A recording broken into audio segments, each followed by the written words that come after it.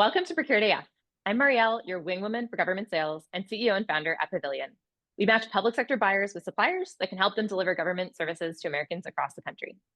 And today I'm here with Stephanie Geiger. She's a SLED marketing expert, and we're talking about playing to your type. A scrappy startup with 2 salespeople can't use the same government sales playbook as an enterprise that has 50 plus people on their team. Yet I see suppliers all the time copying what the big players are doing and wondering why it's not working. So let's talk about knowing your type and then building a strategy as a business that actually fits who you are. Stephanie, how should suppliers think about what type they are when they're building their government sales approach? So before you even can build the right go-to-market strategy, you really need to know what type of company you actually are. And every business in the government space really falls somewhere along this growth spectrum. So type 1 is the startup. You're proving that viability, you're building that credibility, you are getting that first government win, right?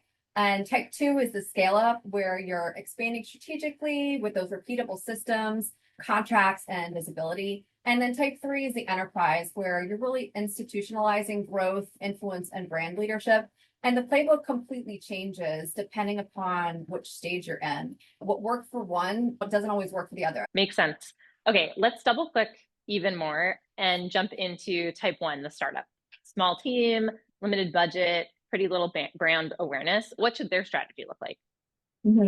So it's really you, maybe a few teammates wearing all the hats. So you might be the juggler throwing a couple different things up in the air at one time. You've got a strong skill set and you're dipping your toe into the public sector marketplace. You might have joined some of the small business programs and are really wondering where to start your first opportunity. And this stage is really important to focus on one goal, and that's proving that you can deliver, build trust, and get that first government customer. To do this, you really need to ensure that you're invested in the basics, a good website, a good capabilities statement. You need to be focused on agency-based marketing. A lot of the commercial calls it account-based marketing, but it's really around focusing on 2 to 3 agencies versus that kind of spaghetti at the wall approach to make sure that you've really got your messaging refined and that value prop that aligns with those mission sets. Additionally, you need to look at those great referral customers and making them really your best friend. So this is going to be essential for getting to that scale up phase, because you want happy customers and their testimonials so that they can really de-risk kind of your work with government and make you look like a trusted player. You also want to focus on inbound leads, platforms like Pavilion. That's going to be really critical to start to grow. And then you want to focus on a few choice conferences where you can really show up and showcase your referral customers, thinking about speaking engagements versus a small booth footprint to make sure that you're really using the most bang for your buck there. Then thinking about things like informal quotes, fast cycles, and partnering with VARs or resellers who have some of those existing government relationships. In this phase, there are a couple of don'ts also that I just want to touch on really quickly before we move on to the next one. The don't for the startups is responding blind to RFPs. We know that most of the time when an RFP hits the street, it's already allocated for somebody in mind. So being conscious of that and really being targeted in your effort is super important. And then using trade shows really as your own marketing investment. Competing at these big shows with people that have $40,000, $100,000 plus for the booths is really just going to be not an important use of your dollars, and it begins to get way too expensive. Yeah, a lot of what you shared resonates. Been there as a startup founder.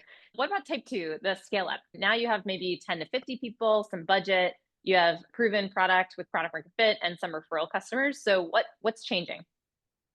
So you've definitely outgrown those kind of startup roots, right? You've got that larger team now. You've got probably a few past performances and enough budget to actually start making some choices instead of compromises. And so you're starting to prove your model, right? Now it's about scaling smartly and not chaotically. So your priorities are going to shift from survival to strategy. And so you're no longer just chasing any opportunity that will pay. You're building those repeatable engines for growth, capture, marketing, and visibility. So similar to the type 1, I've got a couple of do these underneath the type 2. You're going to be focusing on winning those 1 to 2 cooperative contracts because you've got some reference points now. It shows that you understand the government marketplace.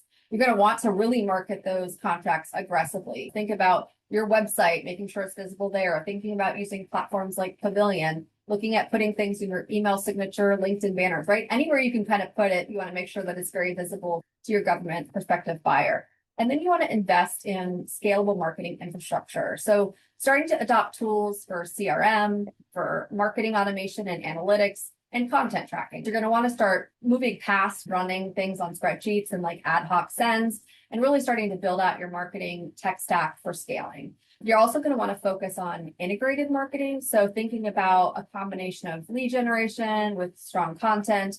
You're going to start thinking about thought leadership as another primary pillar in your marketing strategy, brand awareness and events. So really making sure that it's a much more integrated approach and being really intentional still with those events and conferences and making sure that you're showing up with purpose.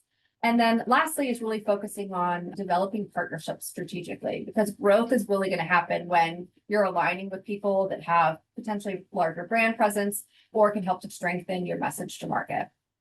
Also some don'ts in this category as well. So a don't when you're in the scale up phase is trying to compete everywhere at once. So you still want to keep those blinders on and make sure that you're really focused. And what do you feel like your annual targets are going to be? How many agencies you want to add to your portfolio? Focusing on marketing that contract. If you don't, that's a big don't, so making sure that you're putting some dollars and some effort behind that and treating marketing like a one-off activity. I always like to think about rolling thunder. If you just do a splash in the pan, people don't remember you. But if you start to build on things, they're like, oh, I saw you here, I saw you there. And then you start to become this like subliminal message for folks. So that's, if you don't do that. It's a little scary Exactly. and intimidating, but I think it's the right approach. Yep, exactly. And then the last one is letting reactive opportunities dictate your strategy. So really focusing on that annual planning and kind of keeping yourselves honest with that so that if things do come up, it's about an evaluation versus just like, let's go do it. So I think that's really critical for type 2. That makes sense. Okay. And last but not least, type 3. This is the enterprise, 50 plus people, dedicated government team. What's different? So now you've arrived at the point where growth isn't the problem, focus is. And so you've got a much larger team, you've got competing priorities, and you've started to build that name in the market. You've got multiple active contracts, and you have a team now that knows the space because you can hire folks that have those relationships and have more seniority. So the challenge now is scaling intelligently and reinforcing really what works, shedding what doesn't, because I'm sure you've got some lessons learned at this point. And then focusing on transforming your reputation from a trusted vendor to that go-to strategic partner. When you're in the enterprise phase, you want to focus on those portfolio of cooperative contracts. If you've been really strong in federal, can you expand to state and local? Or if you've been really strong in state, can you do local and education? So starting to think about more collectivity in your approach to the contracts. Your field sales team is definitely on the ground. They're developing deep agency intimacy. So they're really starting to bring back some good intel for you as you're building out your strategies. You're expanding your marketing beyond BD enablement. Before it was really, you're just helping them get as much as they can out in market to get in front of folks now. But now you're really shifting from that proposal support to market influence. And you're building campaigns around thought leadership, solution showcases, and your mission storytelling. The goal isn't just leads, it's mind share now. At this point, also using data to drive decision-making, which, we should always be using data to drive decision-making, but we don't always have the invested tools to do it right away. And so now you're able to track your metrics around contract utilization. You can look at things like your recompete win rate, what helped you to make those recompetes successful, looking at marketing ROI and pipeline velocity. And it lets you basically be more aware and more conscious in how you're dictating your resource allocation. And you're continuing to do that more agency-based sales to target those large agencies so that you continue to stay focused on growth while maintaining, your existing relationships. So let's talk about the don'ts, because that's always important. So even more big, you could still make mistakes. I think that once you start to get bigger and you've got more robust teams, it's like the age-old challenge of marketing and sales going in different directions. And so it's really important at this point that you're not treating marketing and BD/sales as separate silos. You really need to be looking at them as an integrated force to influence your revenue. Additionally, like continuing to get distracted by those new shiny contract vehicles. So getting into a habit now of the go, no-go process internally as a team is going to be super important to avoid that. And then assuming that your brand alone is driving your sales is a huge mistake. There's got to be some things to back up the brand, and it can't just be all about visibility. And then being too slow to respond to inbound leads. This is a huge one. This one drives me crazy. I see it all the time. We'll send a a warm inbound lead to a supplier on Pavilion. It's hot. The public agency is ready to purchase, and they just let it sit there in their inbox for like days. We have to nudge or follow up, and it's mind-boggling to me. Yeah. Right, right. Yeah, I mean, you're potentially taking revenue off the table when you do that, right? So making sure you have a mechanism for managing that, because absolutely that feels like such a loss. And then ignoring the smaller agencies, like this is something that I think is so important to make sure everybody's going after the big agencies, right? So how do you look at some smaller spaces where you might be able to get some quicker wins and start to build a reputation within kind of that smaller agency community that could be super successful for you? So I think the main takeaway is the challenge isn't how to grow, it's how to stay focused, credible, and consistent as you grow at this stage. I see the best enterprises in this space not just chasing contracts, they really build an ecosystem of customers, partners, and advocates that help to keep that pipeline full year after year. Awesome. You mentioned some don'ts already, but I'd love to double click into the biggest mistake that you see each type make. So for type one, which is the startup, the biggest mistake I see with startups is acting like an enterprise before they earned it. They chase those massive RFPs that they have no realistic chance of winning. They spend thousands of dollars going to these big name conferences where no one knows who they are. They stretch themselves thin trying to look established instead of really focusing on credibility and proof. Yeah. Okay. And how about type two? So this one is most frustrating because it's totally fixable. And I think the biggest mistake I see companies making at this phase is winning a great contract or an IDIQ and then never marketing it. So they'll post once on LinkedIn, or they'll do like a press release related to it, maybe add it to a capability slide, and then that's it. So the contract vehicle, as I mentioned, it doesn't sell itself. You really have to activate it.